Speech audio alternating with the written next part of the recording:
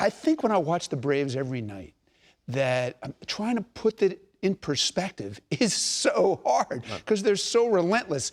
And I'll tell you one of the things I was messing with, Brian. I was talking to a guy whose team played the Braves recently, and he said, it's like playing the '85 Bears. Remember, that was the team, the 46 defense, and as soon as you snapped the ball, the quarterback was running for his life. In the first inning, what they do is mind-blowing.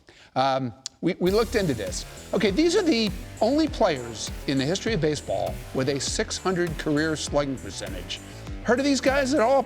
Brian Ruth? Yeah, the all-time greats. Yeah. All-time greats. Okay. The Braves slugged .600 in the first inning as a team. Wow. That is nuts. Or you want to do OPS? OPS is also fun. These are all the players in history with a 1,000 career OPS. It's the same group plus Rogers Hornsby. The Braves are slugging OPS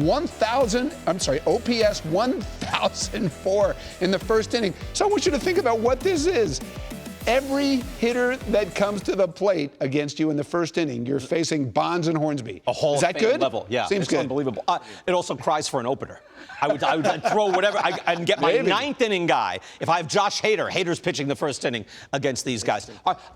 It's crazy to say, is this the best offense of all time? But I think, Ruben, we're finding, no, this offense stacks up against some of the all-time greats. It really does. And I got to talk about Alex Anthopoulos. I mean, how crazy was it that he traded Freddie Freeman, and everybody thought, this is one of the best baseball players, maybe one of the best of all time, as far as I'm concerned, total. I think that's still a mistake, by the way. I know they're not bringing him back. They brought Olsen back. Yeah, it's a masterstroke after they lost Freeman, but I'm not going to give him credit for letting Freddie Freeman walk. Freeman's still out hitting Olsen. Again, right now. No, I understand that. But as far as I played on some great teams, one of the teams that I thought of was the 1995 Cleveland Ball Club. That team was the most dominant offensive team I have ever seen in my life. You started off with Lofton and Vizquel, Baerga, Bell.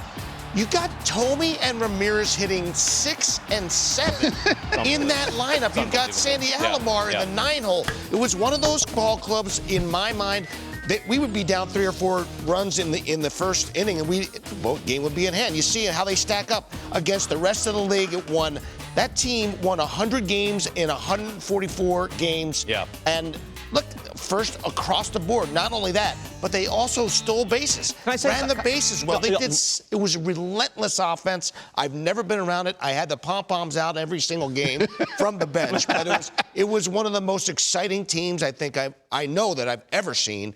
And it does stack up nicely against this Atlanta Braves club. I believe the depth on that club, on that 95 club, was deeper than the one in Atlanta right now. Yeah, with Lofton at the top of the lineup, right, and Manny and Tomey in the middle, or toward the end of the lineup. Unbelievable. But did you see at the bottom, their weighted runs created plus was 115, as opposed to 125 for the Braves. So the Braves are better. I wouldn't have thought that either, Ruben, but the Braves are buy actually into those better. numbers? I don't, because I watched I'm just saying, but that's done to the run-scoring environment of the time.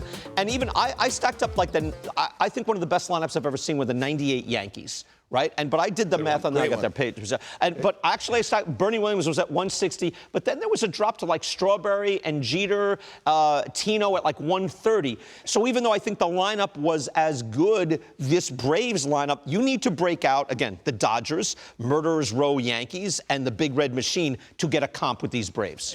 Well, again, think of what you just said. Think of the teams whose names you just dropped in the same sentence as this Braves team. That's pretty crazy to even try to comprehend.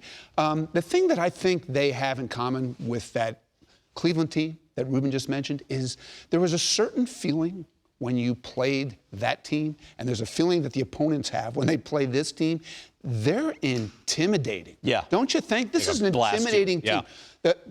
When the Braves lose a game, they think it's a fluke. They think something crazy happened. We lost today, but we'll crush you tomorrow. There is something that's unique to these Braves in that in the history of the game, again, because of the way the game developed, you never put your best hitter leading off. Acuna still has that speed. They lead him off. Perhaps they're leaving some runs on the board, maybe, but the impact of a monster leading off with a great on base and with speed is remarkable. I think that's what it makes is him remarkable. different. Acuna, I think, is the key to this lineup, and his resurgence. I think he had a chip on his shoulder this year. I mean, he set his goals, 50 and 50 or whatever they were, crazy goals. But he sets the tone. You talk about the runs in the early part of the game.